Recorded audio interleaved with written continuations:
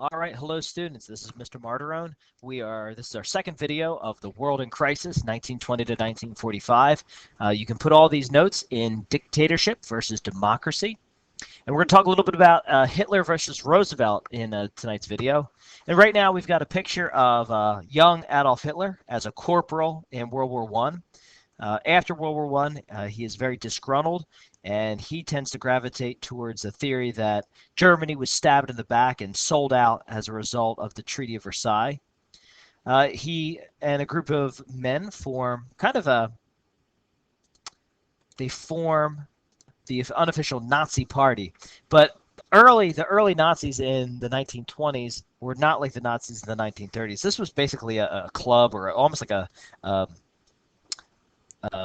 gang of guys, and they attempt to overthrow the government. And Hitler is arrested and put in jail in the Landsberg prison for treason. He's eventually released, but while he's in prison, he writes a very popular book, which is called Mein Kampf, or My Struggle. And in it, he talks about racism and racial superiority, but he also talks about how Germany was sold out as a result of the Treaty of Versailles. And that notion that Germany was sold out is quite popular among the German people. So Hitler and his beliefs do gain a little bit of traction and popularity in Germany. So as a result, from 1920 to 1933, you guys can take a look. This chart shows you the increase in the National Socialist Party, or the Nazi Party. And this is a chart showing the seats of government. And it's really important to understand the Nazi Party was a political party, just like the Republican or Democratic Party or the Libertarian parties in the United States. So as of 1920, there were no Nazi seats held in Parliament. 1924, there's a small percentage, maybe 1 or 2 seats. 1924, again in December when there's a second vote, not a whole lot of seats, but you can see over here there's a growing number of communist or social independents. 1928 is really when the Nazi Party begins to make its movement. I think they have 12 seats in Parliament. By 1930, 2 years later, they're up to 167 votes. 2 years later, in 1932, they're up to 218 votes. They lose a little bit in the 1932 in the November elections, but by 1933, by the end of 1933, the Nazi Party is in complete control of the Reichstag. So Hitler is democratically elected. He obtains power through, not just his political savvy, but his brute military force, and we saw that with the Night of the Long Knives. So the crisis of democracy in the 1930s. And you want to put this under dictatorship versus democracy. The United States was enjoying that great boom of the 1920s. That ends with the stock market crash on October 29, 1929, and the United States plunges into the Great Depression. All right. While in Germany, the Nazi Party, it was kind of the inverse. In the 1920s, the United States was very strong and prosperous. The bottom drops out of the stock market in 1929, and we go through the Great Depression in the 30s. Germany suffered the Great Depression in the 1920s. They begin to come out of it beginning in the 30s as they begin to militarize. So just take a minute and make sure you have both of those points written down before we go forward.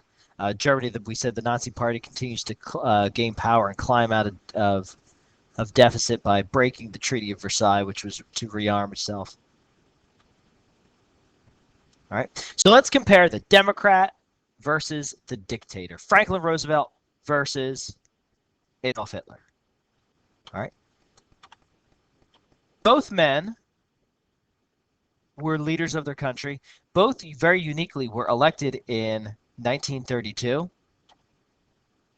and both would end up dying in 1945. So let's start. Under Franklin Roosevelt, he expands the role of the federal government. His program, which was called the New Deal, helps the poor and the elderly. And he also takes, during his first 100 days as president, he takes this time to revive the national banking system. Hitler, on the other hand, was democratically elected, and he uses emergency powers to become the dictator of Germany. Franklin Roosevelt serves an unprecedented 12 years as president. It's important to know that, like we may have discussed in class, Franklin Roosevelt was an invalid. He suffered from polio, so he did not have the use of his legs. So if you ever see photos of him, like this one here, he is in his car or seated. But he was always an optimist and always believed that America's best days were yet to come, and that kind of sunny optimism really was almost infectious to the people around him.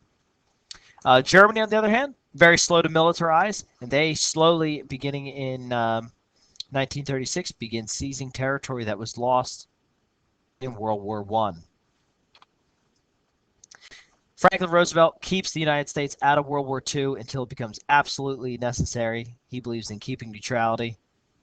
And Hitler, on the other hand, he broke non-aggression treaties and invaded Czechoslovakia. He invades Poland, and ultimately he invades Russia, which is his biggest military blunder as the dictator of Germany. So make sure you can pause the video if you need to get these notes down comparing Franklin Roosevelt and Adolf Hitler. Ironically, a lot of Franklin Roosevelt's programs were aimed at lifting the United States out of the Great Depression. That has a minimal effect, but the United States really climbs out of the Great Depression when we enter World War II and begin to militarize. All right, and we're going to end there, and our next video will be on the war years itself from 1939 to 1945. So if I went too fast, just pause the video. You can watch it again, but make sure you have the notes comparing and contrasting democracy versus dictatorships.